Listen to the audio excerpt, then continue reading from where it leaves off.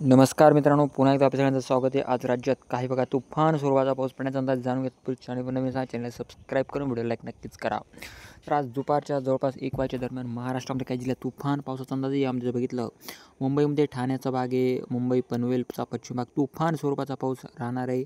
त्याचप्रकारे इकडे जर बघितलं मुरबाड, पेठ, आंबेगाव, शिवले, त्याचप्रकारे विशाखर या भागात तुफान ढगफुटीसदृश पावसाचा अंदाज याच काळामध्ये राज्यामध्ये इतर ठिकाणी तुफान पावसाचा अंदाज यामध्ये शहापूर, इगतपुरी असेल, संगमनेर असेल, त्याचप्रकारे संभाजी नगरचा काही भाग आहे, अहमदनगरचा काही भाग आहे, जळगाव या भागात मुसळधार पाऊस पडण्याचा अंदाज राहू शकतो.